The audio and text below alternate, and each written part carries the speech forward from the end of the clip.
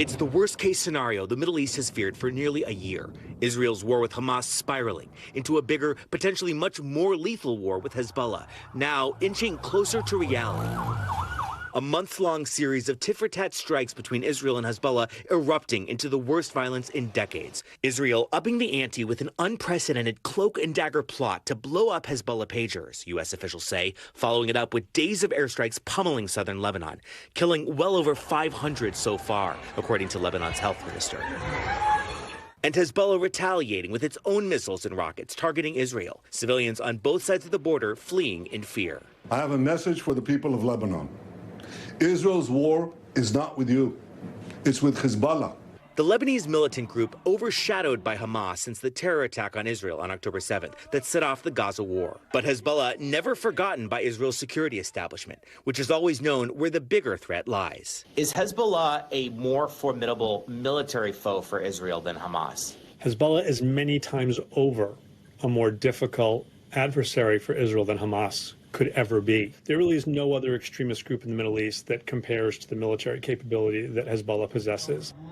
Hezbollah may be best known in the West as a militia, believed to have a sprawling arsenal of thousands of precision-guided missiles aimed at Israel. But it's much more, the group embedded throughout Lebanese society. Hezbollah is an international terrorist group. It's also a standing militia that's larger, better armed, better funded than the Lebanese armed forces itself. But it's also a political party in Lebanon where it is not illegal. And it is a social welfare and religious movement that runs hospitals and schools. The group has its roots in Lebanon's civil war, formed in 1982 to try to push Israel out of southern Lebanon after the IDF invaded.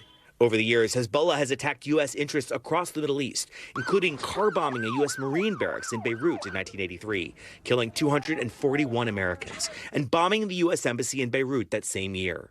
It's also fought several all-out wars with Israel, most recently in 2006, a battle that killed over 1,000 people.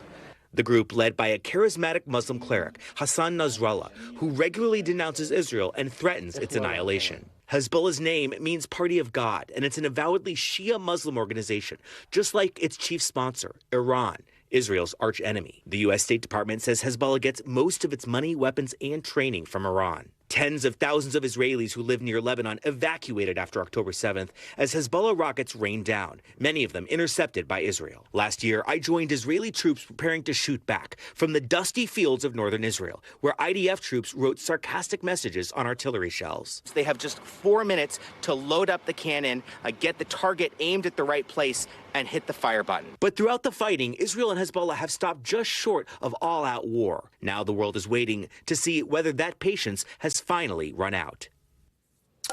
And Josh Lederman is joining us now from London. First of all, great in-depth reporting. Thank you. It seems like Hezbollah is pretty bruised up right now after all of these attacks that it's taken on from Israel.